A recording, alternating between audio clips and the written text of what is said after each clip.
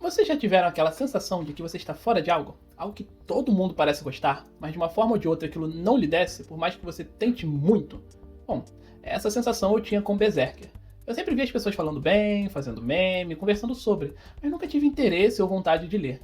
Pra mim, Berserk era algo que as pessoas da internet haviam adotado pra si, sem entender a violência, sem entender por que as cenas aconteciam como aconteciam. E depois de ler o mangá por mim mesmo e tirar minhas próprias conclusões, eu acredito que a minha opinião se mantenha. Olá, me chamo Ellie e eu não gosto de Berserk. E antes que os fãs da obra comecem a me apedrejar, deixa eu falar duas coisas importantes. A primeira sendo que eu sou escritora e adoro criar e consumir histórias violentas e que lidam com temas sensíveis. Usar da violência, do gore, do terror para assustar as pessoas e para lidar com temas e com mensagens diferentes é o meu gênero favorito de histórias. Também quero dizer que Berserker não é uma obra ruim, é uma obra sólida, alguns pontos altos e muitos pontos baixos. Ela faz aquilo que se propõe e faz muito bem. No entanto, a obra não clica pra mim, já que ela usa e abusa de algumas convenções da dramaturgia japonesa que eu particularmente não gosto. Esse vídeo todo é só pra dizer o meu ponto com a obra, e porque eu não acho que ela seja a melhor coisa que já foi escrita, como muitas pessoas dizem por aí, e também os meus problemas com a escritura do Miura. Vale deixar claro que eu sou nova na obra e li somente até o capítulo 140, o que eu sei que não representa o todo, mas que já me incomodou o suficiente para eu não querer continuar lendo. Então, o que eu vou fazer nesse vídeo é dizer os pontos baixos da obra, o que eu não gosto e os motivos pelos quais eu não quero continuar lendo. Mesmo que eu continue lendo para poder entender mais, ver se a obra realmente melhora, se ela vai se tornar algo que eu vá gostar e que talvez eu só esteja errada e esteja vendo com uma visão de um Miura antigo, já que esse mangá é extremamente velho. Ou seja, para quem não entendeu ainda, eu vou passar pouco ou quase nada sobre os pontos positivos da obra. Então, se você tiver um contra-argumento, se você quiser falar sobre por que Berserker é importante para você, por que você gosta da obra como um todo e no geral, deixa nos comentários. Vamos promover a conversa, a discussão, sempre sendo pessoas educadas e respeitosas. Então, não vamos enrolar mais e vamos começar esse vídeo de uma vez por todas. Antes de começar a falar da obra em si, queria falar sobre como eu cheguei na situação de sequer querer ler Berserker. Na verdade, eu tive muitos amigos que leram a obra quando eu ainda estava no ensino médio, e vocês podem imaginar que elas eram estereótipos de uma pessoa que lê Berserk, pessoas sem tato social e pseudo-intelectuais. Isso só me fez criar uma imagem ruim da obra desde cedo, que ao longo dos anos foi crescendo cada vez que eu ia vendo pessoas falando mal, falando que a violência era desnecessária, que a violência era gratuita, e é claro, óbvio que os incéis iam ajudar também nessa imagem ruim. Quem nunca sofreu ataques de um cara com a foto do Guts sorrindo, ou viu num post de cosplay da Casca um monte de gif de cavalo, grift, insinuando coisas horríveis? Por causa disso, eu tive zero vontade de ler Berserk, nem que fosse pra repertório de escrita, sabe? Eu passei longe de tudo que era de Berserk, não quis ler, não quis saber sobre, até que eu fui ver um vídeo de um certo youtuber que eu sigo e respeito a opinião. Ele falava sobre os jogos de Berserk, e lá, no final do vídeo, ele recomendou a obra, dizendo que era um bom mangá e que, nas palavras do próprio, o melhor mangá de todos os tempos, o que me deixou bastante confusa. Como assim uma pessoa decente e que tem um raciocínio lógico dizendo pra eu ler Berserker? Uma pessoa que até onde eu acompanhava não era um incel estranho. Isso me deixou extremamente curiosa, então me fez querer correr atrás de ler, tirar minhas próprias conclusões sobre as qualidades da obra sem me basear em nada do que eu ouvi. E aí que eu começo a me arrepender de ter lido Berserker. Com isso, eu comecei minha jornada no mundo de Berserk e fui me aprofundando, fui atrás de ler o mangá, fui atrás de entender por que as pessoas gostavam da obra, né? E, como eu disse, foi uma das piores escolhas da minha vida. Não porque a obra era nojenta, violenta e eu não aguentei o que eu estava vendo, mas porque, bom, era um tanto quanto pior do que eu esperava e eu não esperava muita coisa. Começando que a minha jornada teve um início turbulento. Comecei a ler a obra em português, né, brasileiro, por um site que tinha as piores prints do mangá que eu já tinha visto na vida. Tudo era mais ou menos em 240p Full HD. Eu às vezes tinha que interpretar alguma das cenas. Me sentia, sabe, aquelas analistas de dança interpretativa, olhando assim pra página e falando, o que será que ela quis dizer com isso, né? Então, como a qualidade do mangá estava uma merda, eu fui atrás de um site norte-americano que mostrou os painéis em alta qualidade e eu consegui ler. E aí, Ellie, quais eram as suas expectativas? Como foi ler o início de Berserk? Como eu disse, minha expectativa para a obra era ser pelo menos algo empolgante. Mas, na real, foi nada demais. Eu já sabia que seria uma série violenta e que não pouparia esforços para tentar chocar o leitor. Ver o Guts, ou seja lá como chamam ele por aí, fazer suas peripécias no capítulo 0, não me foi divertido, já que todo inimigo que lutava contra ele cismava em não matá-lo por algum motivo. Jogava ele na parede, segurava ele na mão, mas não quebrava as pernas, jogava ele para cima, batia ele para um lado, para o outro, fora que um cara brandindo um espadão e gritando sem motivo aparente não me apetecia os olhos e a vontade. Não me parecia nada além de básico e genérico, nada diferente de um Asta da vida. O começo do mangá foi especialmente maçante, visto que eu não sou muito grande fã da escrita nipônica e nem do trope do cara fodão gritando e das mulheres indefesas pagando peitinho em bunda. Todo mundo era um escroto. O Guts era o fodão e toda mulher queria pagar um peitinho ou a bunda em alguma cena. Além, é claro, de ser ameaçada sexualmente, porque é claro que elas iriam. O que fez o início de ser bem cansativo e ser desempolgante pra mim. Como eu disse, eu escrevo e crio histórias sangrentas, além de consumir diversas mídias sobre o assunto. O que eu estava vendo ali não parecia nada além da fantasia de poder de um adolescente de 16 anos. Mas aí veio a primeira coisa que me chamou a atenção. O passado do Guts. Foi nesse momento que eu tive uma grata surpresa na escrita da obra. A história do nosso protagonista, apesar de cruel, era convincente. Desde seu nascimento, a sua estadia no acampamento dos bandidos, tudo o que aconteceu com ele, mesmo que caricato e sem muita emoção, foi um bom gancho para as cenas que eu havia visto anteriormente, o que me deixou com uma pulga atrás da orelha. Senti que tudo que eu tinha visto até então havia sido desafiado. Mas, uma coisa que me deixou pensativo foi nunca ter visto sobre as pessoas falando do passado do Guts no geral. A maioria das discussões que eu via sobre o mangá envolviam o Grift, o Eclipse e tudo que acontecia posteriormente esses acontecimentos iniciais. Mas eu fiquei feliz de ver um vislumbre de escrita mais complexa na obra. Ver o Guts reagindo de forma natural a um trauma me fez gostar muito mais do que eu estava me envolvendo. No entanto, apesar disso, a obra não tinha me pego de verdade. Até começar o arco do Bando do Falcão. Foi nesse momento em que o mangá me agarrou com tudo e me fez ficar empolgada para falar sobre ele. Só que ao mesmo tempo eu fui ficando desgostosa com o que eu estava lendo. Já que de um lado tinha uma escrita muito boa, e do outro lado nós tínhamos o pior personagem da obra inteira, que eu pretendo falar com calma sobre isso. Mas antes de continuar nesse assunto dos piores personagens e essas coisas, eu preciso falar do Bando do Falcão. Quero falar sobre o Bando do Falcão. O arco do Bando do Falcão começou extremamente promissor. Continua a história do passado do Guts, como ele viveu depois de sair do acampamento dos bandidos. Era divertido ver a história dele se misturar com a do Grift. Era genuíno, era interessante, não tinha tantas convenções padrões que eu estava acostumado a ver na obra até então. Fora que quebrou o ritmo dos capítulos que era: Guts vai para um lugar, tem um demônio muito foda, ele mata o demônio, faz carinha de malvado e vai pro próximo capítulo.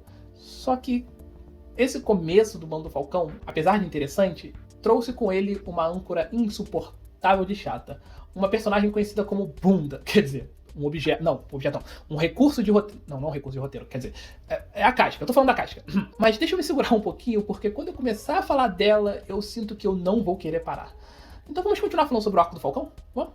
É legal? É interessante? Já que nesse arco somos apresentados... Bom, ao Bando do Falcão, né? Que é comandado pelo queridíssimo do Grift. Um belo homem, guerreiro, que comanda um bando inteiro com perfeição. Um ser retratado como perfeito, poderoso e puro. Um ser de grande esplendor e táticas de guerrilha, sendo dito como o maior de todos, digno de ser seguido. As pessoas desistiam dos seus sonhos, desistiam de tudo que elas queriam só para seguir esse cara. E junto deles também somos apresentados ao próprio bando, e é dita como a segunda mais forte em combate, a Casca. Mas guardem bem essa informação. Guarda só um pouquinho essa informação, que ela é a segunda mais poderosa em combate, perdendo só pro Grift, né? Vamos deixar guardada por um tempinho. Eu gosto de como a história se segue, né? O Grift vendo o Guts matando os caras, vendo que ele era porradeiro e ficando interessado, né? E também gosto que é o acaso que o Berserk da Silva tava voltando de suas batalhas e dá de cara com o Bando do Falcão e alguns membros tentando roubar ele, o que obviamente dá errado, né? E a Casca, a suposta bunda ambulante, tem um breve combate com o Guts, né? E tem a sua primeira derrota de mundo. Isso faz com que Grift tenha que intervir e vencer o Bezerra da Silva e levar ele para o seu acampamento. Aqui já começa a primeira coisa que me incomodou nesse mangá. A Casca tem que dormir nua com o Guts. Por quê? Sei lá, mas ela dorme, né? Eu sei que o Grift mandou ela dormir lá, mas... Tá, por quê? Só porque ela é mulher? Porque não podia ser outro cara dormir com ele, né? Porque não podia ser o Judô. Gosto muito do Judô. O Judô podia dormir com o Guts, seria legal, né? Mas, ok, tudo bem. Continuando. O Guts acorda, vai na colina bater um papo com o Grift, né? Mesmo que a Casca não queira, porque não queria confiar no Guts. E o Grift, sendo o baitola que ele sempre foi, diz que: Menino Fúria, eu quero o seu corpinho. Quero você trabalhando pra mim. O Guts olha, não leva isso muito bem, e os dois decidem bater um papo maroto, né? Vão bater um papo ali, vão conversar na porrada, vão resolver tudo isso no combate. Caso o Guts perdesse, entraria pro bando do Falcão. E caso vencesse, faria um ferimento em Griffith igual o Griffith fez nele. Os dois se lutam, os dois se agridem, e acaba que Griffith vence imobilizando seu oponente depois de muita porradaria e brigação. Com isso, os dois acabam formando o início de uma amizade muito bonita, uma amizade muito divertida, uma amizade legal de acompanhar. Diria que até um romance legal de se acompanhar, né? Tem muito implícito esse lance do romance entre o Guts e o Griffith, sabe? Tem esse verde sendo jogado. Com isso, a história dos dois começam e o mangá fica muito legal, né? Sinto que essa parte do Griffith e do Guts é algo sensacional, genuinamente bom. Tudo que acontecia envolvendo o Griffith era muito bem feito. Muito bem feito. O Griffith era um dos personagens mais divertidos da obra. Ver ele, observar ele, ver como ele teve esse carinho, né? Teve essa coisa toda. Tava sendo legal, tá ligado? Só que, novamente, toda vez que a casca aparecia, o mangá decaía. E não só a casca, mas todas as figuras femininas da obra. A forma da qual elas eram escritas me irritava, mas ainda assim eu quis ler, lendo página após página, e tentava me divertir com a subida do Griffith na história, mesmo sabendo sobre o eclipse. Na verdade, a verdade é que, por saber do eclipse, eu estava muito mais entretida na história, porque eu queria saber como o Griffith planejou toda a traição dele e como ele destruiria tudo, porque todo mundo sabe que o Griffith traiu o bando dele, né? Ele traiu o bando dele, né? Pois bem, chegamos numa parte que me incomoda, e me incomoda muito, que é o eclipse. O arco do eclipse é extremamente falado. Acho que não tem a alma que não tenha recebido spoiler sobre o eclipse, porque se tornou um meme grande, é muito importante pra fanbase, é importante pra internet no geral, e eu acho que é a coisa mais popular sobre Berserk. Então, eu sabia já de antemão que o Griffith trairia o seu grupo e que seria um tremendo de um filho da puta. Causaria revolta. É o Griffith, esse maldito, olha o Griffith, ai meu Deus, o maior vilão de todos, vamos ficar irritados. Só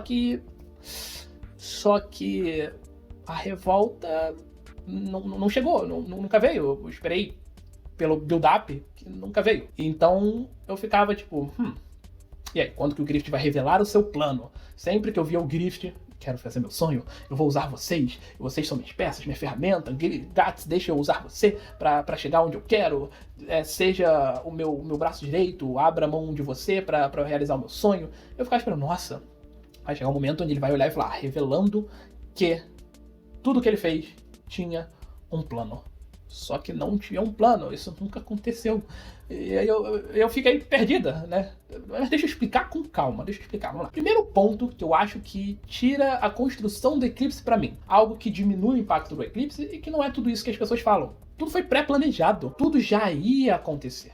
O Griffith foi prometido àquela situação pela casualidade. O próprio mangá fala isso. E isso é a casualidade. Então, meio que tanto faz. O Griffith ia cair naquela situação. Então, qual é o peso da cena se aquilo já estava previsto a acontecer? Não foi uma escolha dele, meio que, tipo assim, tudo levou ele a chegar ali, sabe? Segundo ponto, o bando do Falcão meio que não importa. Vamos falar a verdade? Ninguém importa. Ninguém teve tempo de tela, a gente não conheceu metade do bando do Falcão. A gente conheceu o judô, né? O judeal, não sei, o judeu, vou chamar de judeu. A gente conheceu ele, conheceu o Pirim Plim Plim, que era o grandão, a Casca, o Guts, o Griffith, e aí o cara medroso lá que queria matar o Guts, né? Que, eu vou matar o Guts, porque ele tentou roubar o Guts matou os amigos dele, ele ficou, eu odeio o Guts agora.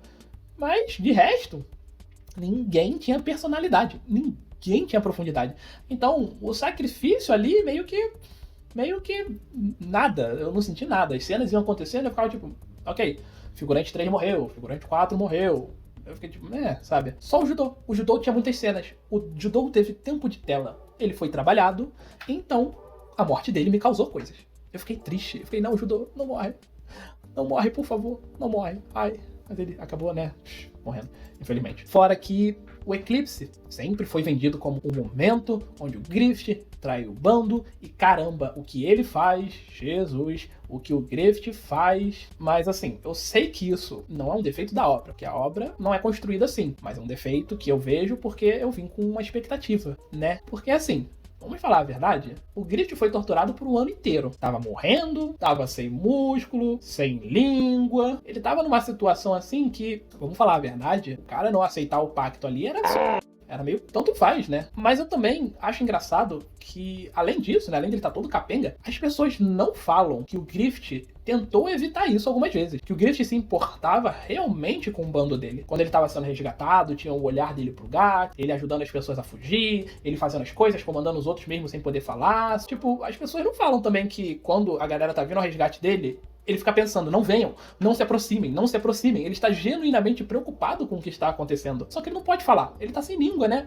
Ele, tipo, tá sem língua. Ele não consegue falar. Então, quando acontece o eclipse, meio que a gente vê o Griffith desistindo do que ele perdeu, né? Ele perdeu muita coisa, sabe? Então, assim, ele é um vilão, mais ou menos. Ele é um antagonista, com certeza. Só que ele é muito bem escrito. Ele é muito bem colocado. Ele é como se fosse o herói da história. Só que o herói que cai é uma história trágica. Eu vejo como uma tragédia, tá ligado? Ele é criado de uma forma extremamente perfeita. Ele é criado de uma forma inteligente, bem feita. As cenas dele sem falar, mostrando só o rosto dele, os olhos dele se comunicando com a cena. É arrepiante de tão incrível que as cenas eram. O cara sofre, ele perde tudo. Ele perde o melhor amigo dele, o amor da vida dele. Eu acredito que o gato seja o amor da vida dele, ele perde isso. E aí ele surta, ele perde o que mantinha ele bem, sabe? Tipo, ele fica ali e aí ele não tem muita escolha pra onde ir no final das coisas. Ou ele viveu uma vida de incapaz, ferrado, sem falar, ou vira demônio. E mesmo assim, essa escolha pra mim não tem peso emocional nenhum, porque já ia acontecer. Ele já estava predestinado a virar o Cramunhão. Se ele já ia virar o Cramunhão, meio que tanto faz se esse peso existe ou não. Mas existe essa construção, sabe? Ele fez a escolha que seria melhor pra ele. Ele falou, não, vou viver uma vida que não me cabe. Ele era a Maxine. Aí uma pergunta. O Miura esperou que eu fosse me simpatizar com um bando de personagem que não faz nada além de ovacionar o Guts e o Griffith? Assim, se ele quisesse que eu me importasse com o bando do Falcão, com todo o Eclipse, me mostre o bando do Falcão em núcleos separados, realizando missões, fazendo umas coisinhas aqui, umas coisinhas ali, realizando feitos legais, dando tempo de tela pra galerinha ali que pelo menos ia morrer, sabe? Tipo, dá uma cena, sabe? Faz as coisas ali. A gente tem o Pimpim, o Judô, né? Que fazem algo de útil no resgate do Griffith, e que eu fiquei tipo assim, ok, eles morreram, que tristeza. Né? Principalmente o Judô. Eu já falei que a morte do Judô, gente, ai, acabou comigo. Acabou o capítulo e eu tive que falar, o Judô está morto e tudo está pior agora, porque agora eu sei que eu não tenho um Judô. Então assim, a coisa que o Griffith, perdão, faz de cruel é a cena da casca. Só que até esse ponto tem uma vírgula, um porém, um porquê. Um porquê não me deixou tão irritado ou enojada como deveria. E sabe qual é o motivo? Sabe por que eu não fiquei revoltada com essa cena que deveria ser super revoltante? Porque toda mulher nesse mangá é tratada de forma sexualizada, sendo a maior arma usada contra elas. A Casca antes disso sofre tanta tentativa de arma, são umas 3 ou 4 vezes, cara, que perde o sentido. É um porre, sabe? Tipo, como que o Miura espera que eu me importe com a Casca sendo tratada pelo Griffith, se essa mulher tá sempre passando por isso? Se é a única coisa que ele pode fazer pra ferir o leitor. Essa é a única coisa que ele tem feito desde que começou o mangá.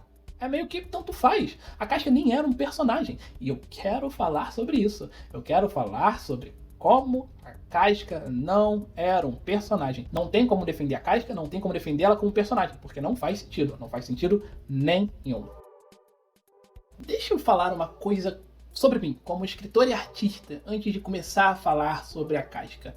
Eu acredito que todo assunto deve ser explorado em obras. Arte é arte e é feita para incomodar, feita para desafiar as pessoas, seja como for. Mas, no entanto, não me dê esse artifício barato de choque. Eu escrevo diversas personagens femininas, escrevo diversas situações intensas e perigosas para mulheres no geral. E sim, sexual é uma dessas dificuldades que eu mesmo acabo abordando nas coisas que eu escrevo. No entanto, quando a sua obra só se baseia nisso para funcionar, eu me sinto irritada. E é por isso que eu passei de achar Berserk chato para não gostar dessa merda. Mulher em Berserk não morre, ela é violada, independente do que aconteça. É tudo que ele sabe escrever sobre mulher, um objeto sexual e de desejo. Elas não têm vontades, elas não têm sonhos, elas são frágeis e devem ser protegidas pelos homens e afins, ou estar à mercê deles. Até onde eu li, tiveram 2 reis, 2 filhas e os 2 queriam comer ela. Cara, um absurdo. É um absurdo de repetitivo. Cara, é estranho pensar que a única coisa que ele consegue pensar sobre o que uma mulher pode sofrer, seja sexual. Mulher morre, mulher torturada, mulher dia e noite. As coisas acontecem com as mulheres, o existe, mas ele insiste em colocar as personagens numa situação de submissão, de estar abaixo, de ser mais fraca do que os homens e por isso acabam sofrendo esse tipo de violência. E é por isso que a Casca me irrita tanto, porque ela é apresentada e toda a cena, cada página, ela é mostrada de costas, balançando a bunda dela. Fora que ela não tem personalidade. A personalidade dela é odiar o Guts no início e amá-lo no fim. Fora, é claro, servir ao Griffith. Mas por que a Casca me irrita tanto? Não é só por causa disso. Porque como que começa a história da Guts? Ela quase foi f***da. Como ela se desenvolve com o Guts? Bom, ela quase foi f***da. Como que ela quebra? Ela é f***da. Dá um ódio, e um ódio genuíno de doer a alma. Me deixa furiosa, não me faz querer ler a obra, me faz querer me afastar dela. Vamos lá. A Casca era a segunda guerreira mais habilidosa do bando. Isso é dito no mangá, perdendo pro Griffith. E não vemos ela vencer uma batalha sequer no mangá inteiro. Todo mundo que ela enfrentou, ela perdeu e quase foi tirando o Guts, obviamente, porque ele é o herói. Se não fosse pelo homem da pica grande, que gosta de gritar com o espadão pra salvar ela, era o fim toda santa vez. Nunca, em nenhum momento, é mostrado ela como poderosa, como ela chegou onde ela chegou e quanto ela é esforçada. Tudo que a Casca é um recurso de roteiro para criar algum tipo de relação dentro do bando. Parece que ela existe para impedir o Griffith e o Guts de virarem um casal. Porque o Guts ama a Casca e, né, ele não ama a Casca desde o início, mas ele aprende a amar ela, né? E o Griffith ama o Guts. Então, assim, precisa dela para evitar que vire um romance gay. Mas, toda hora é trazido que ela é uma mulher no exército. Todo mundo se surpreende. Oh, meu Deus, você é uma mulher. Não percebi que você é mulher. Caramba, você é mulher. Mas isso não significa nada. Não tem peso nenhum perante os outros e nem dentro da obra. Ela ser uma guerreira muda nada. Ela ser a segunda no comando muda nada. Só quando o Griffith perde lá, né, e ela vira líder dos Falcões, mas ela também naquele estado não fez nada. Ela não é respeitada por ninguém fora do bando. E mesmo dentro do bando, ela é ainda vista com piadinha. Ela tem que ficar fazendo aquelas coisas de anime de ai, para de falar putaria de mim e dar um socão na pessoa, sabe? Tipo, é chato. Tudo se resume ao Guts ou os outros resolvendo as situações e salvando ela. E sempre dando lição de moral. Ou galerinha que gosta de falar pra ela o que ela tem que fazer, né? E ela deixa, ela tá sempre aceitando. Às vezes ela dá uma gritinho ali, às vezes ela fala uma coisinha ali, mas, né? E aí, ela sai de guerreira, entre muitas aspas, pra donzela em defesa o tempo todo. E quem diria, quem imaginaria que ela se apaixona pelo Guts depois de ser salva por ele? Assim, numa cena que é bonitinha. Na verdade, essa cena não, a cena dos dois mais posteriormente, quando eles se amam. Essa cena inicial, assim, sabe, tipo, é meio, sabe, tipo, no final do arco do Falcão, cara, ela só fica de xereca o tempo todo, cara. Ela não faz nada. Ela não arranja nada com nada. Ela não faz nada no resgate do Griffith, além de ficar, ai, estou sofrendo. Ai, meu Deus, estou perdida. Ai, o Gus tem que ficar orientando ela. O Judô tem que ir lá ficar ajudando ela e dando, entendeu? Tipo, é chato, cara. É tipo assim, pelo amor de Dormin, deixa essa mulher saber fazer alguma coisa na vida dela, por favor. A luta na floresta é especialmente um saco. Ela tá doente. E qual é a doença que ela está tendo? Envenenada? Febre? Dor? Não, ela está menstruada. Como se menstruação deixasse a mulher incapaz, como se ela não pudesse mais fazer mais nada. Ela é guerreira há tanto tempo e não aprendeu a lidar com a menstruação dela, tipo, sabe? O que a gente mais vê no mundo moderno hoje em dia, o que a gente vê as mulheres é sofrendo com menstruação e ainda assim vivendo a vida delas. Óbvio que a menstruação mexe com os hormônios da mulher, mexe com como ela se sente, mexe com como as coisas acontecem, ela se estressa mais facilmente, se irrita mais facilmente, ou fica mais triste facilmente, porque isso mexe com os hormônios dela, mas as mulheres ainda são acostumadas a viver com isso. Elas já viveram anos com isso. Elas aprendem a viver, sabe? Mas não, ela tá doente, porque ela tá menstruada. Ah, meu Dormin do céu. Pelo amor de Deus, o que é isso, gente? O que é isso, gente? E aí ela tá doente, morrendo, nua, depois de quase ter sido porque, óbvio, ela tá quase sendo violada, conversando com o Guts.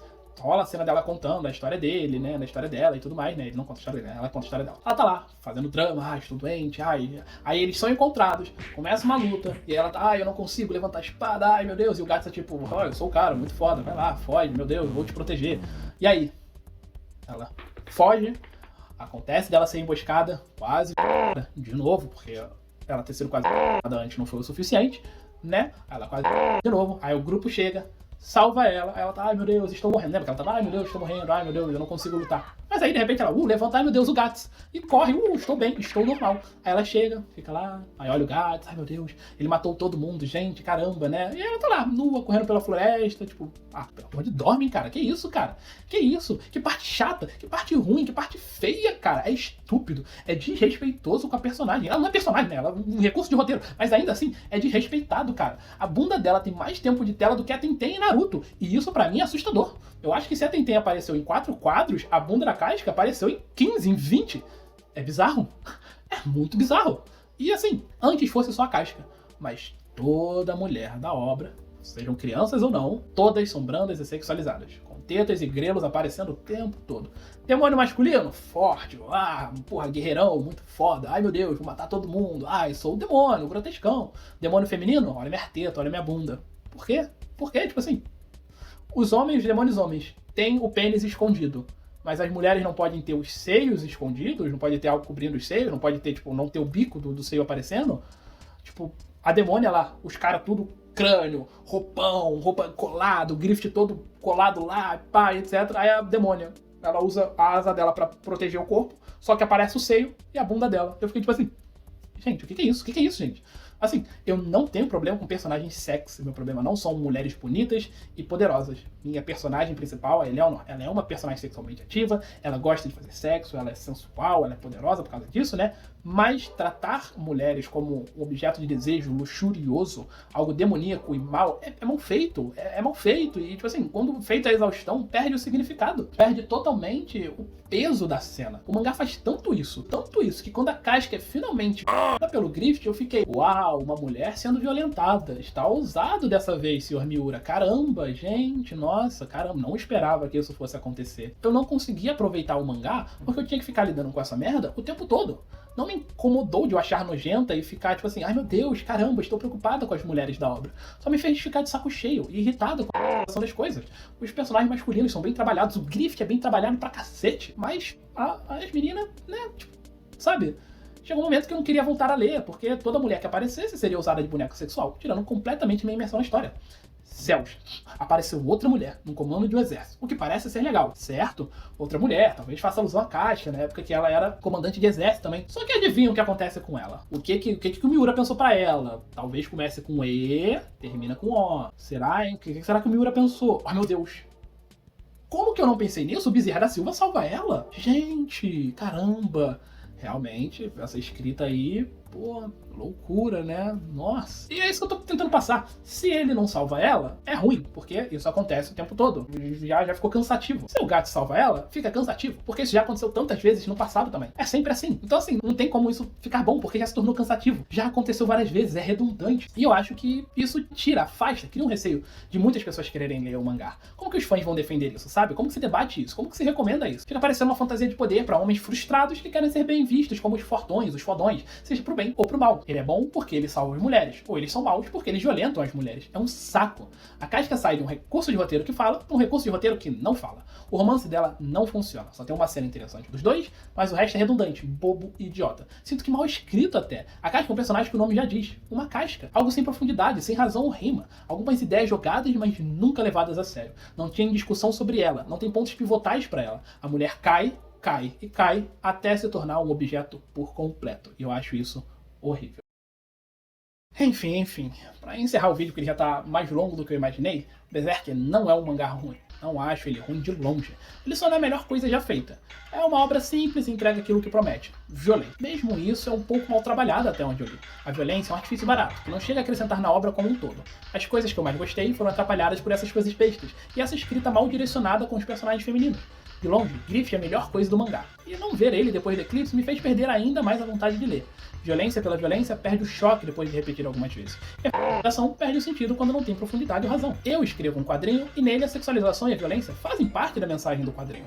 Quando eu escrevo os personagens e as cenas que ocorrem, eu penso, como que isso vai afetar os personagens e o público? Uma das protagonistas é desenhada de duas formas diferentes em prol da mensagem. Não estando sexualizada quando não está no ponto de vista de homens, e sexualizada quando está no ponto de vista masculino. Rola uma mensagem. Mas, né, no geral, é isso. Tem muito mais coisas que eu gostaria de reclamar da obra, mas sinceramente, não quero dar mais palco pra isso porque não me importa. Eu vou continuar lendo Berserk Vou continuar acompanhando para ver se a série melhora ou não ao longo dos capítulos, mas sinceramente, nem muita vontade e sem muito gosto também.